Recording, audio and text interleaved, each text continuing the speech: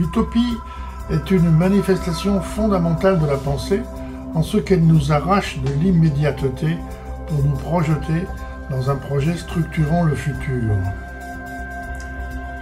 J'associe étroitement cette utopie à deux notions qui m'apparaissent cruciales, la responsabilité et la véracité du discours politique. Je pense que la défiance quasi généralisée à l'égard de la classe politique d'aujourd'hui est en partie le résultat d'une propension des politiques à se contenter de chimères. Je prétends qu'il y a des utopies qui ne sont pas des chimères et qu'elles sont nécessaires à la vie politique. Paradoxalement, je dirais qu'il faut de l'utopie pour que les politiques soient crédibles, mais il faut aussi que les citoyens sachent que leurs propositions sont plausibles. C'est une nouvelle manière de concevoir et de faire de la politique.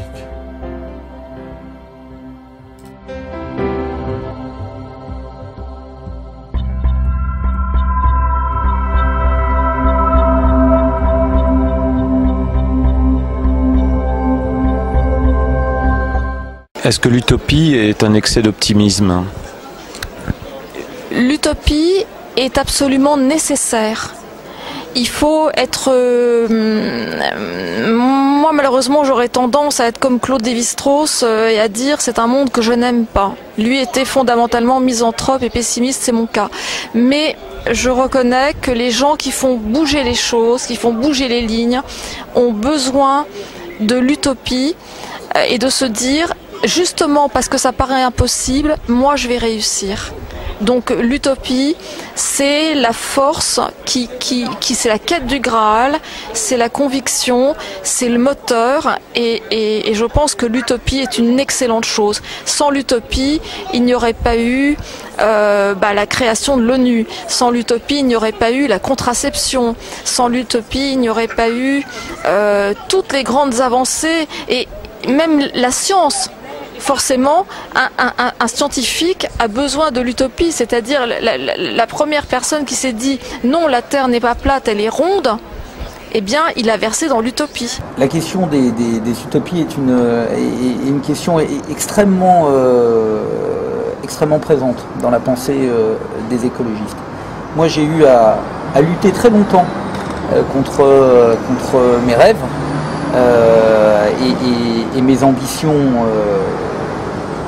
pour l'humanité au sens large, avant d'accepter de prendre les responsabilités. Mais je pense qu'on est à un moment dans la société dans laquelle il faut construire le monde réel derrière son idéalisme. Donc mes utopies restent entières, c'est-à-dire que pour moi l'écologie est et reste la seule solution solidaire au XXIe siècle. La fraternité du XXIe siècle, les solidarités que nous avons portées à travers l'histoire, l'émancipation humaine, le rapport à la nature sont les vecteurs du monde viable d'aujourd'hui, mais surtout de demain. Donc à un moment, je suis sorti de mes rêves pour essayer de construire. Moi, je voudrais éliminer... y a un truc qui me traumatise, je sais pas pourquoi, c'est lié à la mer, c'est cette histoire d'océan de plastique là dans le Pacifique. Donc je voudrais le faire disparaître celui-là. Et puis sauver un peu les océans, je pense aussi à tout ce qui est déversé là après Fukushima, ça m'inquiète pour l'avenir. Donc voilà, rendre propre les océans, plus de plastique, plus de radioactivité. Nous sommes un peu éparses. Nous sommes très éparses. L'univers, enfin la planète est grande et à la fois petite. Et petite parce que, bon, évidemment, on avait l'impression de la grandeur bien avant peut-être l'avènement des nouvelles technologies, parce que à l'époque, quitter d'un continent à l'autre, il fallait avoir les moyens, il fallait pouvoir se payer l'avion, c'était plus compliqué, et donc on s'écrivait plus avec les lettres, c'était pas les SMS d'aujourd'hui, donc on attendait la lettre, donc ça donnait vraiment une impression d'une planète immense, grande, qui va à l'infini. Mes utopies à moi, c'est vraiment justement l'autonomie énergétique. Et je me dis que en fait, si on mettait l'argent qu'on met dans le nucléaire sur la recherche et l'innovation, à tous les niveaux, on pourrait utiliser tout ce qui est soleil et donc tout ce qui va avec, le vent, l'eau, bien sûr l'énergie solaire, pour fabriquer à chacun de nos niveaux, que ce soit les maisons, que ce soit au niveau des villes, que ce soit au niveau, vous voyez, des départements et des régions, on pourrait être complètement indépendant. Et en même temps, ça responsabiliserait les gens parce qu'ils seraient à la fois producteurs d'énergie et consommateurs d'énergie. Et donc je me dis, et pourquoi c'est pas possible ça? On a les chercheurs qu'il faut, on a les ingénieurs qu'il faut, on a l'argent qu'il faut, on a la volonté politique bien sûr pour le groupe Europe Écologie Les Verts, et ça se fait pas. Et on est sur des vieilles lunes, et on est sur des vieux modèles, et on est sur une énergie mortifère comme le nucléaire. C'est ça qui me rend à la fois furieuse, et je me dis qu'on a un vrai rôle à jouer pour changer tout ça. Parce qu'il n'y a rien qui change. J'ai l'impression qu'on vit un modèle où on ne fait que gérer l'existant, qu'on n'est pas sur l'audace, qu'on n'est pas sur le changement de paradigme, qu'on n'est pas sur le fait de rendre les gens autonomes. Autonome, ça veut dire que moi je suis un individu avec ma famille, avec ma communauté, et que je construis à la fois pour bien vivre ensemble, mais à la fois pour protéger la planète. On est sur un système, pour moi, qui est complètement obsolète, qui nous amène au mieux. Un problème culturel, c'est un problème de volonté, et c'est un problème même de comment on considère l'autre, comment on considère l'endroit où on vit, et comment on considère justement ces rapports nord-sud, cette solidarité internationale. Et on est encore des colonisateurs. Mon utopie personnelle, c'est d'essayer de réaliser les conditions concrètes de la démocratie en santé, et notamment en santé mentale. L'idée, c'est qu'on est dans un système de santé, de soins de santé, où il y a des experts et puis où il y a des gens passifs qui sont obligés de faire ce qu'on leur dit, de bouffer les médicaments qu'on leur donne, et puis de se conformer aux techniques qu'on leur propose. Et finalement, on fait des espèces de guichets, et puis si les patients ne correspondent pas aux guichets, voilà. Et je pense qu'il y a quelque chose de très important, c'est une parole d'Aristote qui m'avait toujours frappé, c'est « je suis devenu médecin parce que je voulais pouvoir bien me soigner ». Et que chacun puisse être un peu le docteur de soi-même, et ça on ne peut pas le faire si on ne s'en donne pas des conditions concrètes. Alors, je suis en train de l'expérimenter en santé mentale avec un outil qui nous vient des tropiques du Brésil, du Ceará, qui s'appelle la Terapia Comunitaria Integrativa, et qui est un outil qui est un dispositif de parole qui garantit une parole horizontale, qui garantit l'absence de prise de pouvoir, même par l'animateur, sur la parole du groupe. Et qui permet aussi l'utilisation de l'ensemble des ressources disponibles dans la culture. Et alors c'est extrêmement intéressant pour travailler avec par exemple des gens qui sont dans des cultures minoritaires ou des cultures qui ont été opprimées, des ex-cultures colonisées, parce que ça permet aux gens de récupérer les ressources qui leur venaient de leur grand-père, de leur grand-mère, de leurs ancêtres, et de les remettre en service au profit, non pas du soin de la maladie, mais de la bonne santé mentale. Et la bonne santé mentale, c'est quoi? C'est le soutien social pour le stress, c'est les déterminants sociaux de la santé, tels que la charte d'Ottawa les a décrits. Et c'est aussi la possibilité, à un moment donné, de se servir de son expérience de vie pour aider les autres ou pour s'aider soi-même. Voilà. Alors, évidemment, c'est en dehors de tous les courants habituels qu'on entend dans la santé. C'est pas de la santé environnementale, c'est pas de la psychanalyse, c'est pas de la thérapie cognitivo-comportementale non plus, c'est quelque chose qui est en deçà de tout cela, c'est de la prévention, c'est du bien-être par le soutien social, par le partage des expériences, par le partage des compétences et des ressources.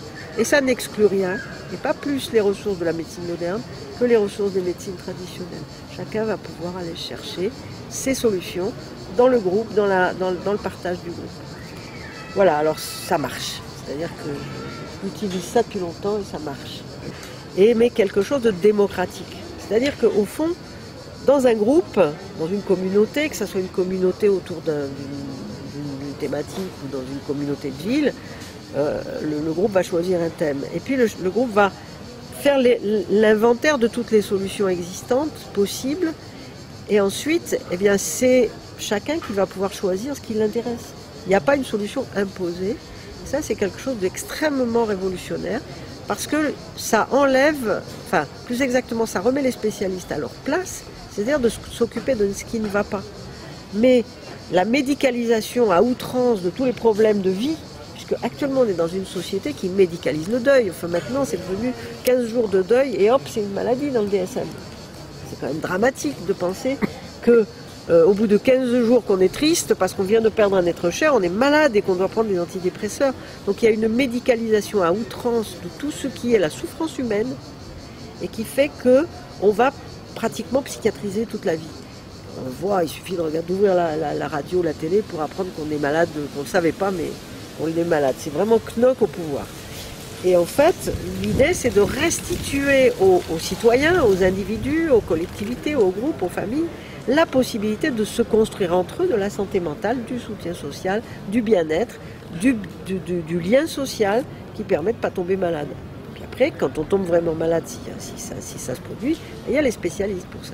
Mais il ne faut pas appeler les spécialistes tout le temps pour des trucs qui relèvent de la souffrance humaine simple. Mon principal combat, c'est de faire une ville lente, une ville qui permette à tous, y compris les enfants, les personnes âgées, les handicapés, de vivre dans un environnement qui soit tranquille pour eux, qui soit sécurisé pour eux, au bon sens du terme, pas parce qu'il y a des policiers, mais parce qu'ils sont à l'aise, parce que l'espace est fait pour eux. Et quand on rend l'espace agréable pour ces personnes-là, eh bien on le rend agréable pour tous. Et donc la ville lente, c'est une ville dans laquelle les voitures roulent plus lentement, voire il y a moins de voitures, voire pas du tout, et dans lesquelles on a plus d'espaces collectifs où on peut se rencontrer, où on peut discuter, où on peut aller lentement. Pour pouvoir bien lutter contre des combats globaux comme la lutte contre le changement climatique par exemple, je pense qu'il faut qu'on aille vers une Europe fédérale, plus solidaire. En ce moment, chaque État est un petit peu replié sur lui-même. Du coup, on n'arrive pas à travailler ensemble sur les questions énergétiques et climatiques et aller tous ensemble vers le même chemin. Donc je pense que aller vers une Europe plus solidaire et fédérale, ce serait déjà un premier pas pour permettre d'avoir les outils pour travailler sur ces combats globaux. Mon utopie personnelle, elle est très simple, c'est une vraie utopie, mais elle est très concrète.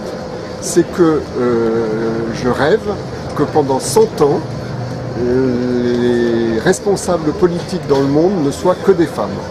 Parce que je suis féministe depuis très longtemps, et je pense que les problèmes généraux du monde, les guerres, tout ça, ça ne se résoudra jamais tant que les femmes ne seront pas au pouvoir pendant au moins 100 ans, puisque pour se libérer de l'oppression masculine, quand même, il faut bien un bon moment avant de retourner à une vraie parité, parce qu'on n'aura jamais la parité. La parité, elle est trop facile, c'est les hommes qui ont le pouvoir depuis des siècles et des milliers d'années. Or, il faut au moins que le pouvoir passe aux femmes intégralement avant qu'on puisse refaire une vraie parité. Pour moi, l'avenir est dans l'écologie. Et encore une fois, je lance un cri de cœur à toutes les femmes de la planète entière, voilà, à se remobiliser, à se battre davantage pour un monde plus juste et équitable. Donc voilà, un autre monde est possible, j'y crois. Dans ton milieu professionnel ou familial, y a-t-il une utopie que tu aurais aimé voir se réaliser? Je tiens. Non, pas vraiment. Ça c'est une réponse brève.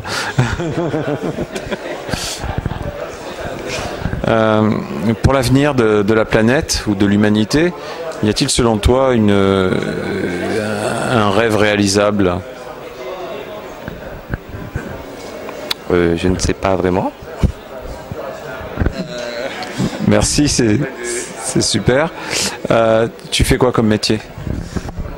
En ce moment, j'ai repris des études, donc j'ai travaillé en banque. Donc sinon, avant, j'étais plutôt dans le commerce. Et donc on n'est pas trop tourné vers l'écolo. Et moi, dans ma famille et dans le boulot, on est plus poussé vers le capitalisme qu'autre chose. Quel est l'idéal du capitalisme? C'est faire le maximum de fric et payer moins d'impôts. Dans ta vie amicale, familiale, professionnelle, est-ce qu'il y a une utopie que tu aimerais voir se réaliser? Oui, j'aimerais bien rajeunir. Et oui, mais parce que nous, ouais, attends, Pourquoi?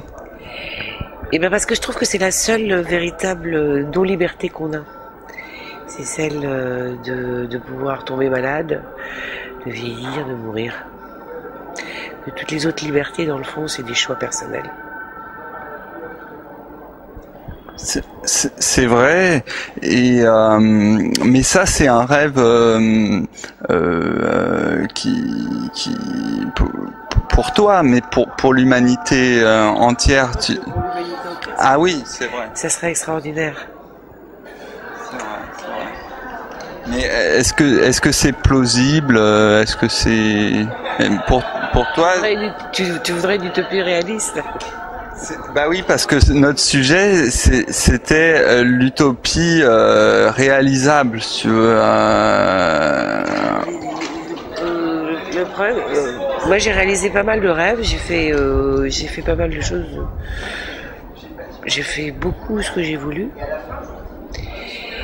Maintenant pour l'humanité, j'ai pas fait autant que ce que je voudrais, c'est sûr. Mais je fais ce que je peux.